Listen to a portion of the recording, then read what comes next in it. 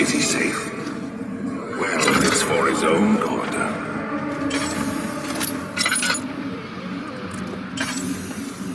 2nd of August, 1839. I have arrived at the village of Altstadt.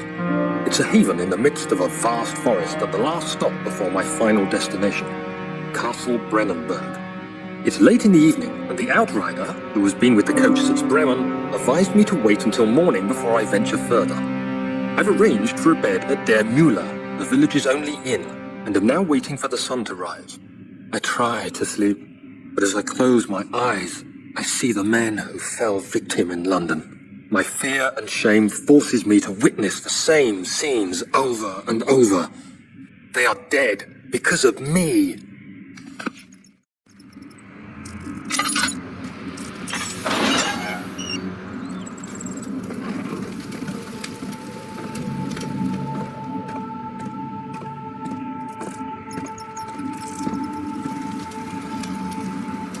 Soon we'll be ready. Let there be enough time.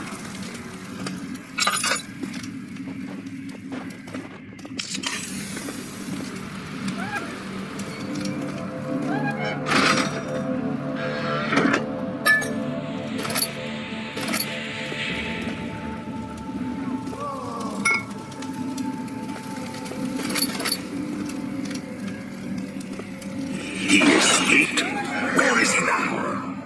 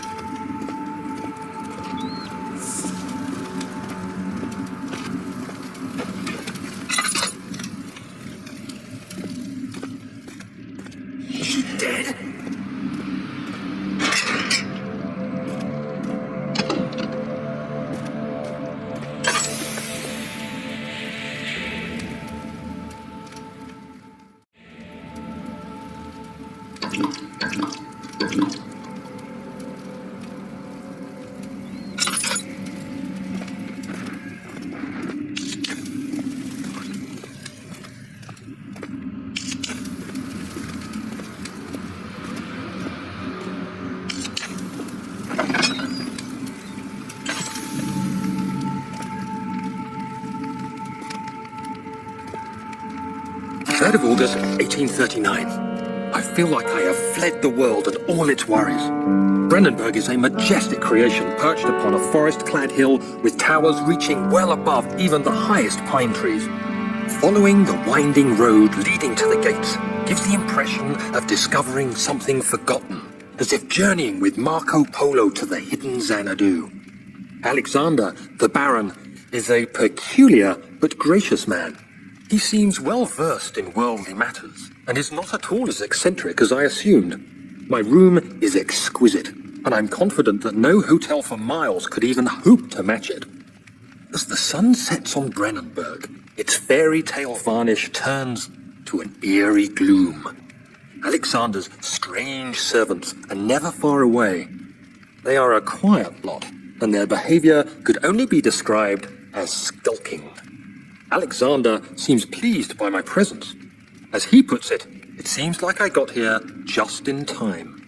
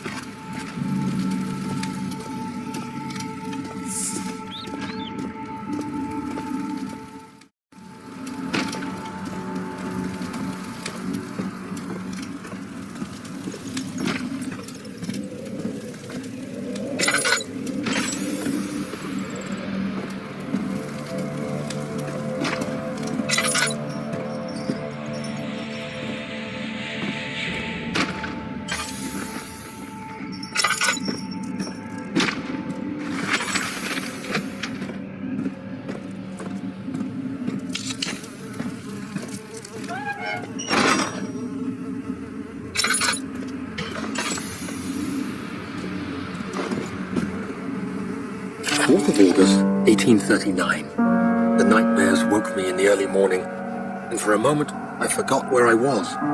Shortly after, there was a knock on my door. Alexander had heard my screams and asked me to join him in the parlor. As we drank our tea, Alexander began to tell me what he knew. It seems like the orb I found casts a long and dark shadow. It's not only a powerful item, but a dangerous one. Simply by touching it, you invoke the powers within, and if you are too weak to control it, it will devour you. The shadow is a sluggish thing, lagging behind the wielder, killing anyone or anything in its path to reclaim the orb. I said I didn't care about its powers, and that I should throw it away. Alexander advised against this, as I'd still be a part of the path to the orb, and eventually suffer death. Having the orb, I would at least have the chance to fight back when the time came. I asked Alexander what he meant when he said he could protect me, and he answered that things can be done, but at a price.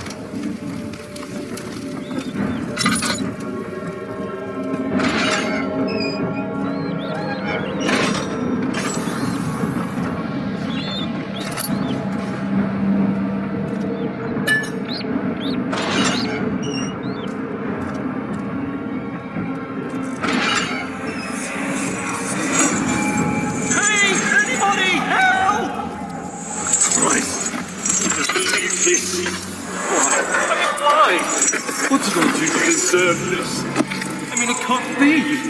Do I deserve this? It wasn't my fault. I didn't have to go in there. Don't go into burning houses. You should have known better.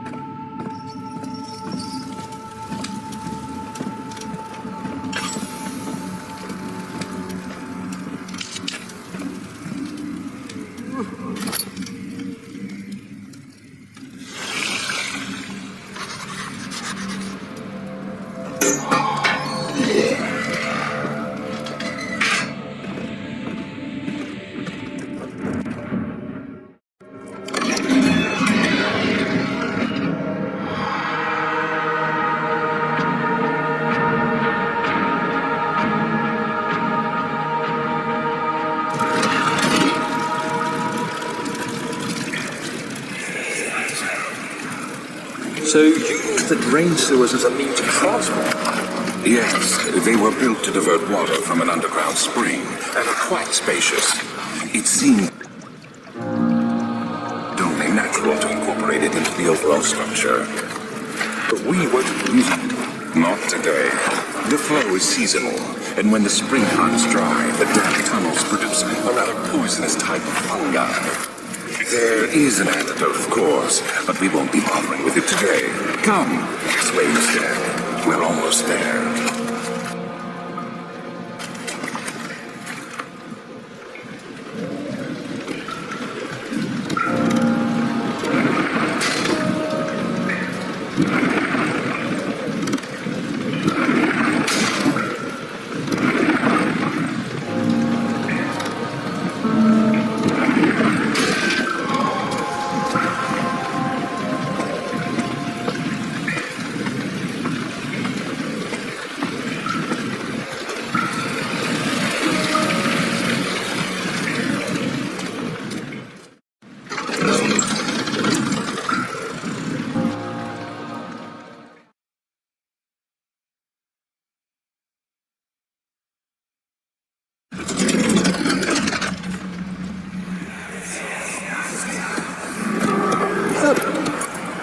Did we find this one? An old friend back in Algiers gave me a map. Why isn't he with us? Didn't he want to come? He wanted to, Daniel, but things don't always turn out the way we planned.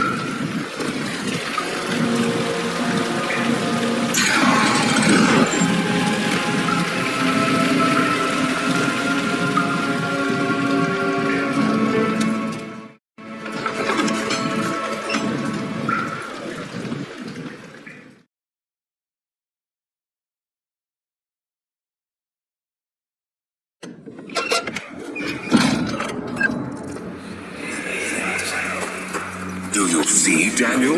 It has yielded. What? The shadow. It has? For now. Come, let's get this out of here so we can get some peace. Yes, let's. Where to? Just down the corridor, to the morgue. Are there more dead men there? You did well, Daniel. Come, let's get going.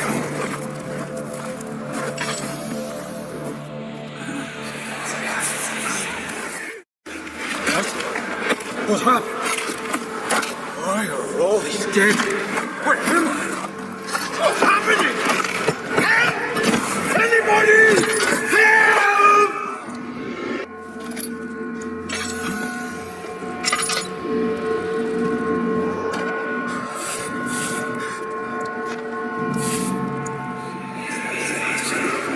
Two, 3 days now. This is ridiculous. I sent someone into this room! Hey! Anybody! I'm alone. Help! Help! I'm so tired. If I sleep, I can't wake from this nightmare. If not, I pray my Heavenly Father will take me in my sleep.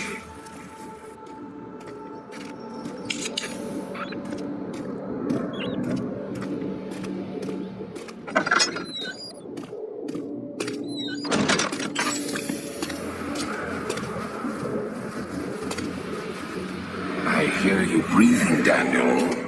Do you hear me? Have you changed your mind?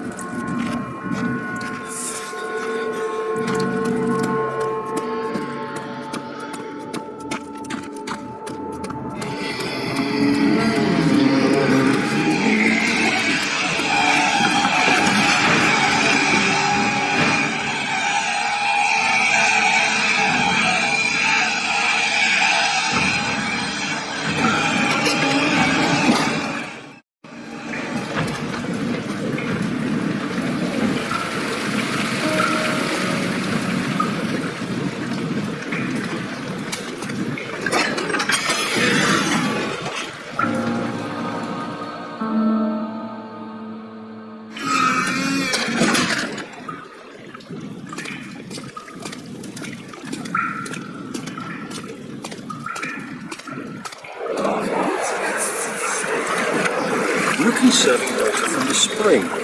Yes, it enables me to control the water in the drain sewers to some extent. Also, it can be used for all sorts of purposes. Like the drinking. Well, that too. But mostly to run different machines. Ah, like water mills. Exactly.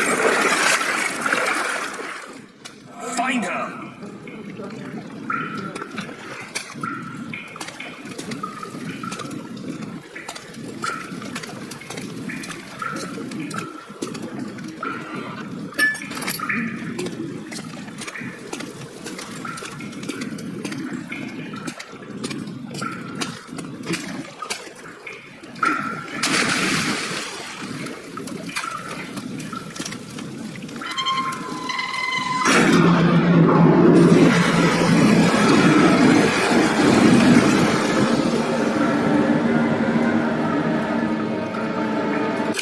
August 1839. There is no denying that Alexander puts a lot of faith into what I can only describe as magic. I'm not surprised. Even while traveling across Europe, I assumed I would have to embrace the supernatural to save my mind and life. As a novice, I do everything in my power to stay focused and not dwell too much on my own doubts.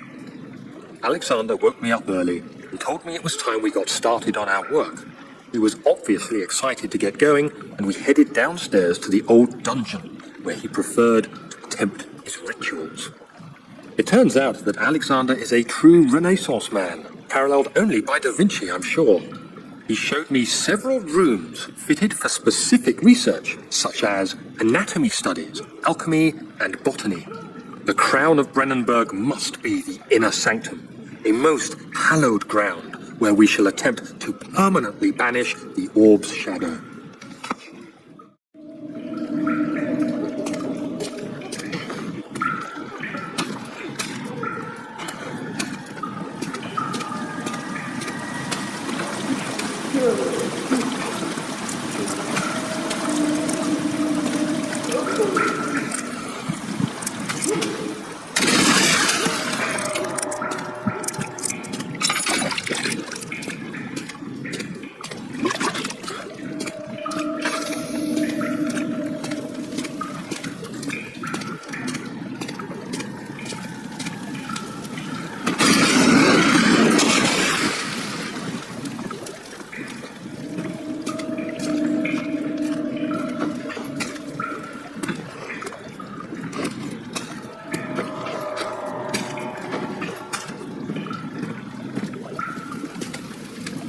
August 1839. I could never be certain until today that I was on the right path.